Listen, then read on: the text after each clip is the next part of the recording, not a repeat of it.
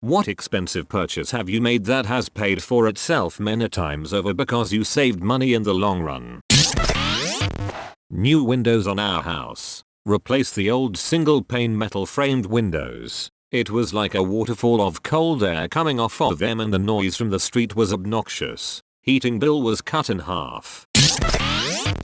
When I moved back to my hometown over a year ago, I bought a 27-feet sailboat to live on because rent here is outrageous. Boat cost $4,500 to buy, and mortgage at a decent marina is about $170 a month. Rent for a studio apartment or 1BR here is $900 to $1,300. Every month I save between $600 and $1,100, so the boat paid for itself in 4-9 months. Quality cold weather gear. Not only does it work better and look better, I've had a couple jackets for over 5 years now that see heavy use. Meanwhile, I have a couple friends that basically buy and throw away cheap gear every season. Works like shit, looks like shit, ends up in a landfill, costs more in the long run. Lose, lose, lose, lose. I have 6 acres of land with a fair amount of trees on it. I spent about $25k for a backhoe that has saved, and will save me tons of back-breaking work. It's amazing the amount of stuff I can do that would take huge amounts of energy without the backhoe. Need a tree taken down and the stump removed? Give me an hour. Need a dead horse buried? True story? Give me about 2 hours. Need a 100-foot long trench dug for water or power? Give me an hour. Need a 15-foot deep hole dug for who knows what nefarious reason? Give me about 2 hours. Need to flip a car? Give me about 2 minutes. Plow something? Completely destroy your yard? Move that dirt? Drag something heavy? Unstick something stuck? It was a shitting of money for me, but incredible what I can do. Edit: this will probably never be read due to the amount of replies otherwise, but I didn't really think, other than maybe solar panels, that mine would be the most expensive. Really though, if you have any land that isn't just flat boring farmland, you need a backhoe. Also, everyone with that kind of land knows they need a backhoe. Edit again. Crap. Thanks for the little award guy up there. Edit again, and thanks for the other little award thing. These are my first. Thrilling. What the crap. Edit again. Thanks for the third and any additional awards. I don't know what they mean or do, but they're cute. Bought a really expensive pair of shoes with my first salary. Almost 1/4 of my salary then. They were super comfortable and really sturdy. Didn't have to buy another pair for years. I still have them somewhere almost as good as new. Got tired of wearing them and bought a new pair. I bought a 500.00 bicycle to use as my main transportation. 500 doesn't sound like a lot, but when you're only making 8 an hour, it took some time to save up for it. With public transportation being 2.50 a ride, the bike paid for itself in about 3 months. I used that bike for about 3 years. I still have it, but I moved so I can't use it for the same purposes. When my wife and I first started dating, she wanted to learn to cut hair and wanted a pair of scissors that cost $25, which was a lot for us then. She offered that if I bought her the scissors, she'd cut my hair for free as long as we were together. She lied. After 25 years, she declared that she'd repaid me for the scissors and was going to stop cutting my hair. Still not a bad deal. Kenmore washer and dryer purchased new from Sears in 1998. They are still going strong, and I guarantee when they do kick the bucket, the new washer and dryer I'll have to get from Lowe's will be lucky to last 10 years. High quality tools. I've been through so many shitty tools. Basically anything you can buy at the local OB. It's all made in China and not worth anything. Older German or British tools are fantastic and will last 100 years with some love. My wife and I just bought a house. The guy we bought the place from suggests that the house itself is somewhat expensive to heat and keep warm. So the first thing I looked at was the attic. And sure enough, there's 7 inches of insulation when there should be like 16. We're going to blast a few inches of insulation in there and probably save enough on oil to pay for it several times over throughout the life of the place. My boots. I was going through a pair of $120 boots every 6 months or so. I finally broke down and bought a pair of $400 boots from a local store. Not only do they clean and oil them monthly, for free, they also re-stitch and resole them as needed. When they eventually do wear out to the point of no repair, I will be buying the same exact boots from them again. Edit to add, they are Red Wing Lager Max Soft Toe. I live in Minnesota and am a single woman. One winter I missed 2 shifts at work because my car wouldn't start and I didn't have anyone who could jump it and roadside assistance couldn't be there for hours. After that I went out and spent a little over $100 on a portable car starter. It is a small black box that connects to the battery and jumps the car without needing someone else's car. This has saved me so much time and money. Also, being a single girl who at the time worked at night, I didn't have to worry that some stranger stopping to help might have ulterior motives. I feel much safer and always keep it in my purse. Added bonus, I can charge my phone with it too. I've been singing its praises ever since. A very expensive suit. This was the late 90s and I was 20 years old getting paid by the hour to do glorified help desk work. I had dropped out of college a couple semesters and because I needed to work, a recruiter called me out of the blue saying they needed someone right away. Could I interview the next day? The employer was the largest privately held company in the US and they had a reputation for being a very conservative suit and tie operation. All I had was a poor fitting sport coat I got when I worked at Circuit City. I called my father and he said go to Nordstrom's, explain the situation and they'll get one done for you. So that's what I did and $600 later I'd emptied my bank account and was walking out the door with a new suit freshly altered that night. I did the interview and just hit it out of the park. They offered me $55k starting salary to do app support, which in the 90s was a crap ton of money for a guy going from making not a lot of money.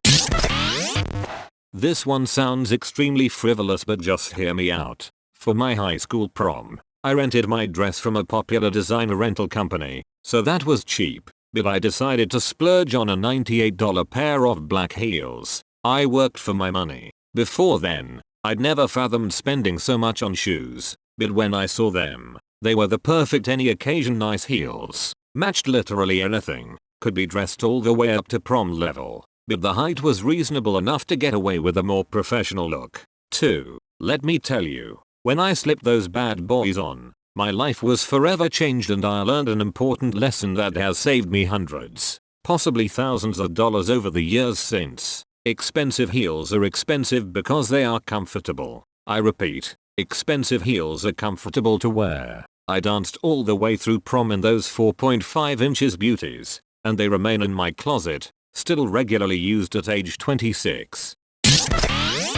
Years ago my wife and I had a Starbucks Verismo espresso machine. Each pod cost $1, and we'd each use 2 every day. That's $4 a day, so we were spending upwards of $28 a week just on coffee. Still cheaper than Starbucks, but we grew tired of the pod trash and having to find the coffee pods we liked. So, we decided to purchase a Durarina Micro 1 coffee machine. It grinds and pressure brews coffee and espresso. We were able to reduce our costs from $4 a day to less than $0.20 per day, assuming $5 pound coffee bought in bulk. The machine was $800, but it paid for itself in less than 8 months. That was 4 years ago this month. We've saved over $5,000 in that time. Plus no more pod trash, and we get to choose whatever coffee beans we want, rather than being limited to what was in pods.